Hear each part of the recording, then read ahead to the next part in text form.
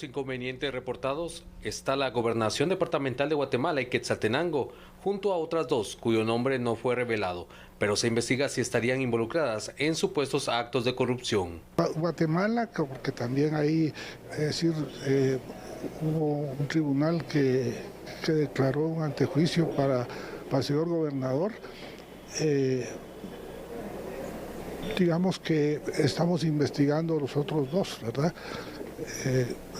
Que tenemos noticia que tienen problemas, digamos, con el caso de coimas. Pero de ahí, diría yo que en 18 departamentos no tenemos problema. El supuesto problema es porque los gobernadores han dejado de cobrar coimas, ¿ah? Y entonces esto genera un problema, ¿ah? ¿Por qué? Porque antes estaban acostumbrados que cualquier proyecto que les ponían, ellos lo firmaban, ahora no, ¿ah? Y especialmente los proyectos sobrevalorados, los gobernadores no los están firmando. Muy bien, en este miércoles tenemos la entrevista acostumbrada con Max Santa Cruz, quien es consultor político. Max, qué gusto tenerte acá en A la Medida, como siempre, y por supuesto tratar este tema tan interesante de lo que está sucediendo con estas evaluaciones que se van a hacer de los gobernadores. 4 tienen problemas en su gestión y obviamente pues los restantes gobernadores van a ser evaluados en diciembre. Queremos conocer tanta información de esto, así que bienvenido a La Medida. Buenas noches, Max. Buenas noches, un verdadero gusto nuevamente estar con ustedes, Sandy, Fernando, audiencia de A la Medida, un verdadero placer y sin duda un tema que pareciera ser que el año no se va sin que hayan este tipo de discusiones sobre, en este caso, las gobernaciones departamentales. Y como bien mencionas, Fernando, había un señalamiento reciente en al menos 4 gobernadores que pareciera estar en el ojo de las decisiones del Ejecutivo sobre su continuidad o evaluación, pero ya uno de ellos, el gobernador de Quetzaltenango, ha renunciado a la gobernatura departamental aduciendo causas de salud. Esa es un poco la salida, pienso yo, política de la que siempre se da. No estoy dudando que esto haya sido así, pero llama la atención que esto suceda. Recordemos que el proceso de elección de gobernadores departamentales todavía no había sido concluido, incluso en el mes de abril. Estamos hablando hace menos de 7 meses aproximadamente. Entonces, la permanencia o la volatilidad, a veces los nombramientos se da y hoy en día estamos viendo que ya antes de finalizar ni siquiera el año de gobierno, tenemos ya un retiro de uno de los gobernadores designados, en este caso, y 3 más que podrían ser evaluados con, por supuesto, la advertencia de que es posible que en el mes de diciembre se proceda a hacer toda la evaluación del resto de gobernadores departamentales. Max, en este caso sabemos que el tema de los gobernadores departamentales es un tema muy criticado desde siempre, pero en esta ocasión el presidente Arévalo dijo, bueno, vamos a cambiar la forma en elegir a los gobernadores departamentales y se dio un proceso de postulación, evaluación, el proceso fue totalmente diferente.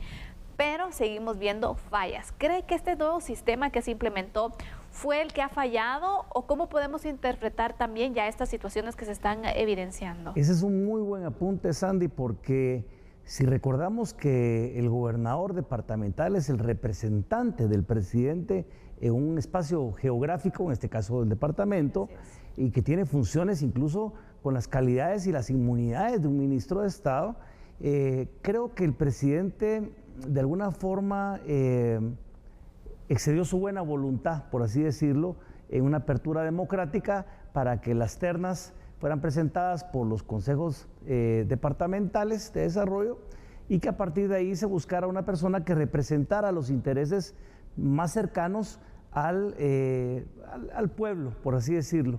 Costó el proceso de que se definiera. Más de 1.500, si no estoy mal, expedientes se recibieron, 300 de ellos mujeres. Imagínense ustedes evaluar cada uno de esos expedientes para poder llegar a la elección de los gobernadores departamentales, de haber sido difícil. Pero es más difícil cuando políticamente el presidente no para eligiendo al cargo necesariamente a la persona de confianza de él para poderlo representar en el departamento.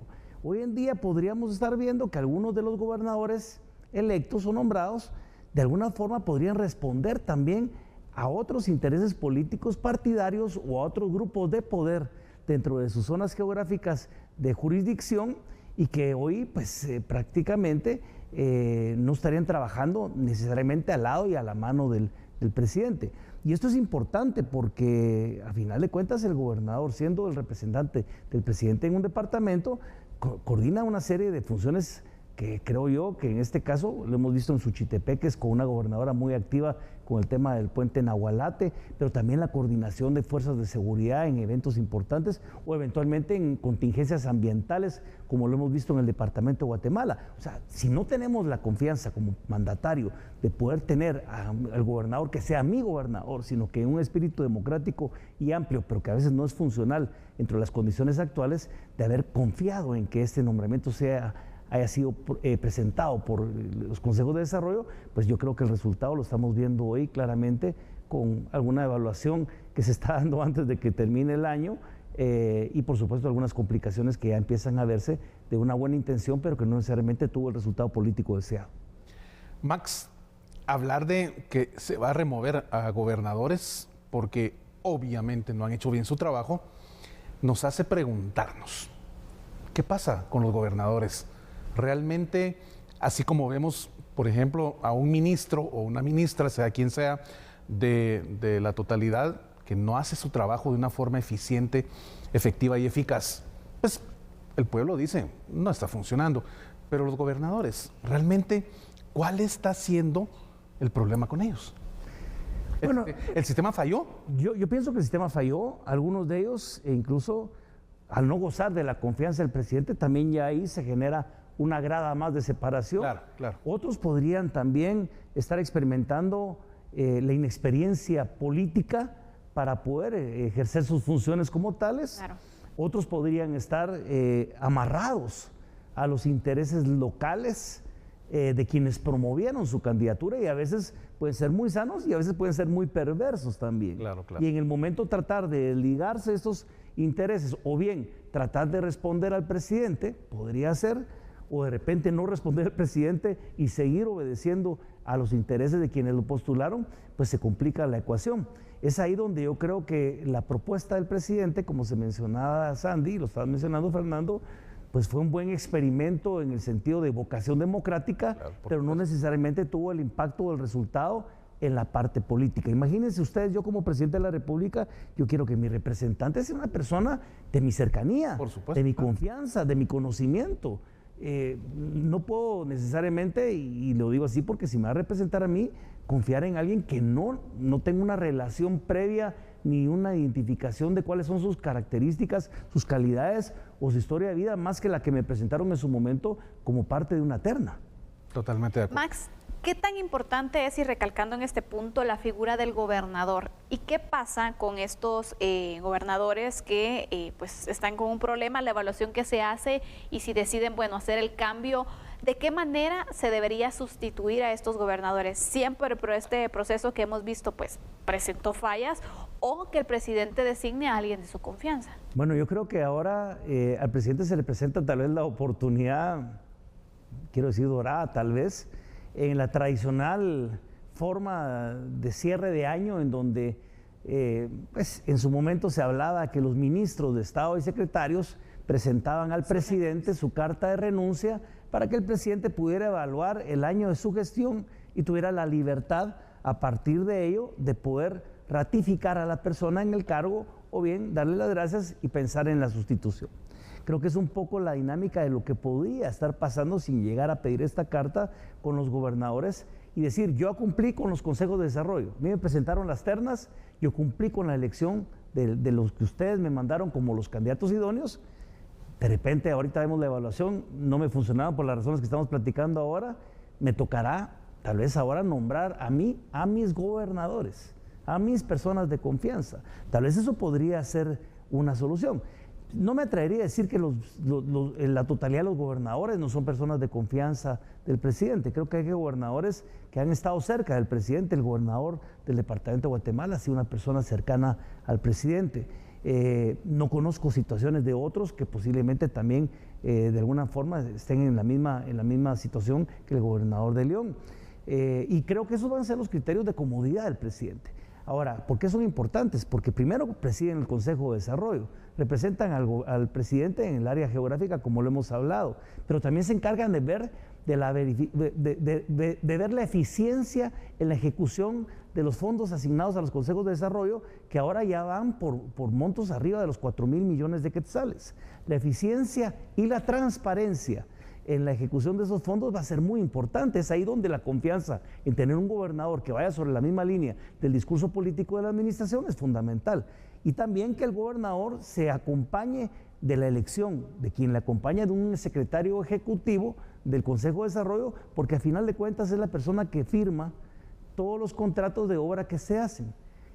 Recuerden ustedes que van a haber muchos diputados distritales que sin duda estarán interesados en tener una mano puesta o su interés puesto en la elección de los gobernadores, porque ellos mismos a final de cuentas rinden cuentas a los alcaldes, a los consejos de desarrollo, a la población como tal, y querrán tener que el gobernador en todo caso sea una persona más cercana a ellos, que en este caso al presidente, o de alguna forma pues generar una especie de mezcla entre los dos. O sea, el gobernador no es cualquier cosa, no tiene la potencia o la fortaleza de un gobernador, por ejemplo, en México, que es electo por voto popular, pero sigue siendo, como digo, las calidades de un ministro de Estado y las inmunidades también de acuerdo a su cargo.